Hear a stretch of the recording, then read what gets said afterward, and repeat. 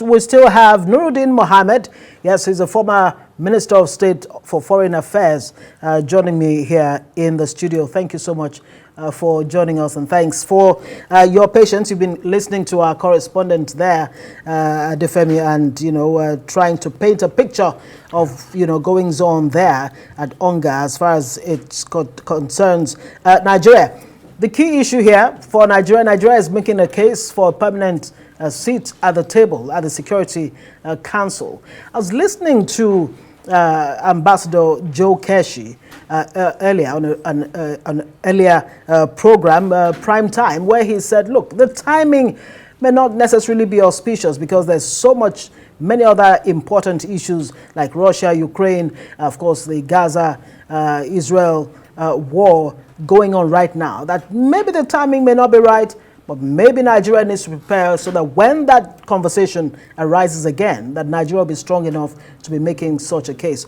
Your thoughts on this, attempt to make a case for Nigeria at the Security Council? Thank you, Madam Ngozi, for having me. The issue of the timing, whether it's the right timing to agitate for a permanent seat in the Security Council, I have a contrary view. Right. Of course, it wasn't Nigeria or Africa that started the agitation. It was the United States herself that threw the kite recently, proposing an expansion of the Security Council to include 2 seats for Africa, on non-veto basis. Yeah. So I think Nigeria's agitation are legit. Africa's agitations are legit. Nigeria's is even moral one, if I would say. There may never be a proper timing for such things. There will always be crises, and gladly the kite is being thrown by the Americans themselves through their permanent rep in the United Nations. Yeah, interesting point that you raised there. But in terms of preparedness, or the basis, or the criteria, for getting a place, a permanent seat on the Security Council, does Nigeria meet the criteria? Nigeria makes a case, says, look, we've taken part in 41 peacekeeping missions. We have deployed over 200,000 troops, since 1960, and all of that.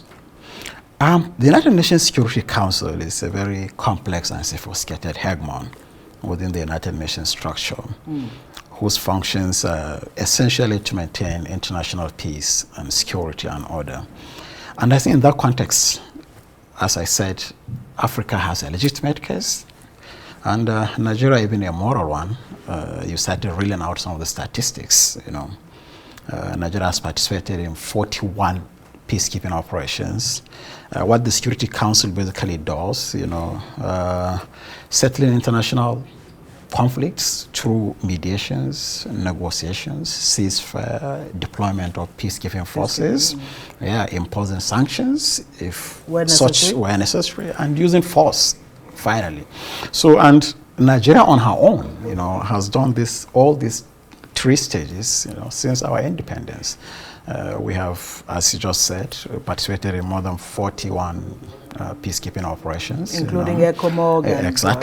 Exactly. We have been mediating on a crisis, here in West Africa and even beyond, Central African Republic, in Sudan, you remember the Darfur process, and so on.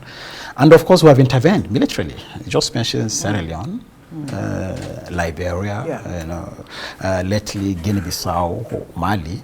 So Nigeria has been a little hegemon of her own in this context, and this is not lost on the African continent.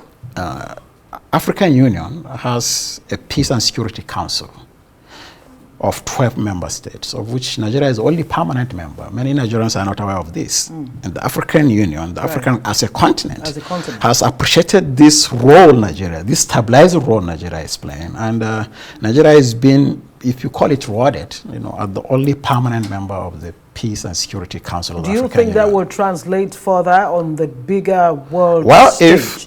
Is there a consensus, or can that consensus be achieved to say Nigeria should be, as a big brother, having been recognized by the AU, that Nigeria rightfully should be you know, the country stepping forward to, you know, get that space? Well, you know, there is a politics Right. of the United Nations. You know, there is the ethics issues, there's ideological side, but facts on ground.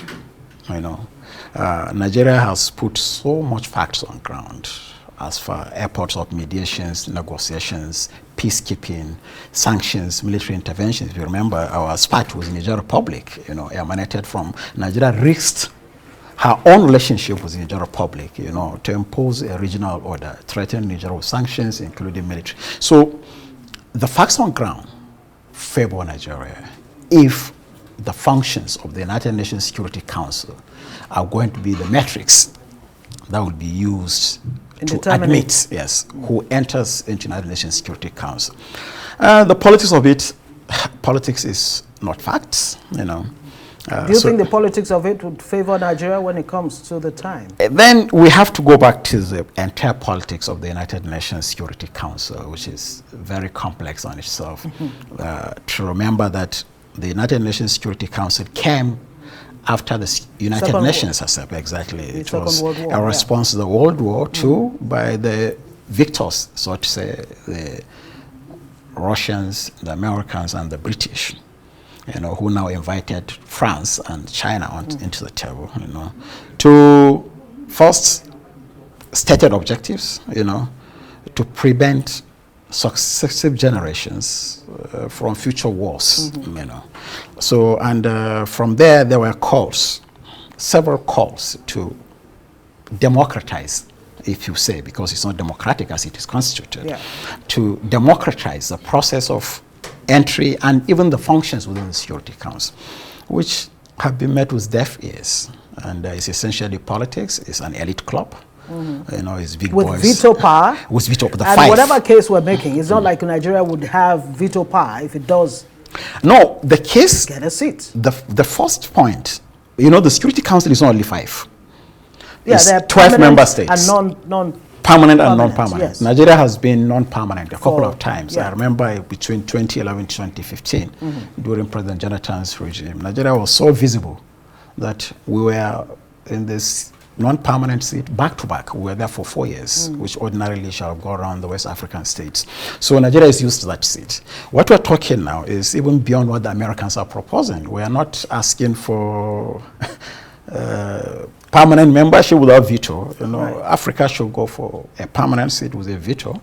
And I think morally Nigeria is eminently qualified. Well, you said morally quite a number of times. In whose interest, really, what benefit would it be to Nigeria if she had a permanent seat at the Security Council? Well, diplomacy essentially is a matter of national prestige, and then using that prestige and access and visibility to pursue your national interests, and of course sometimes even national aspirations, you know, like human rights, democracy, you know, rights of marginalized groups. So all this basket of issues that on those parameters, is Nigeria doing well back home in a way that it can say, look?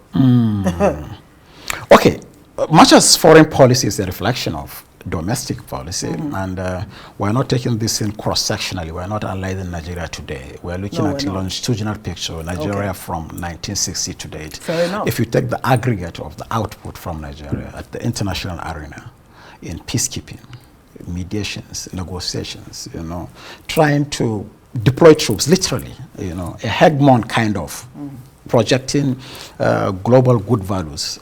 Nigeria has done tremendously well, and I think, as I said, it's just moral, it's beyond legitimacy. But the fact that Africa, up until now, since the Second World War, has not had that permanent seat at the Security Council, is it a reflection of how the, you know, global North or the developed, advanced countries, nations, US, UK, France, China, what have you, is it a reflection of the perception they have of Africa, that Africa is, well, merely a place that you go for primary goods, you know, get raw materials, whether it's platinum, lithium, whatever you're looking for, that really is you know, the use of Africa?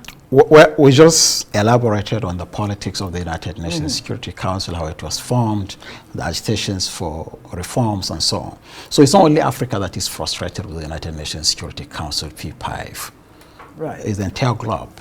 You know, if you look at the Latin America, it's not represented. You have Brazil agitating. There you go. You know, you have Asia and Middle East with the Indians agitating, you know.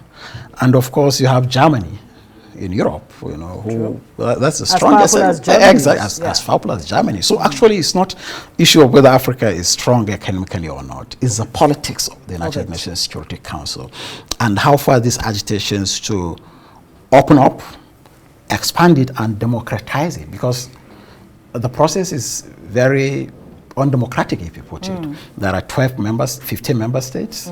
You need 9 votes to pass a resolution. Yeah.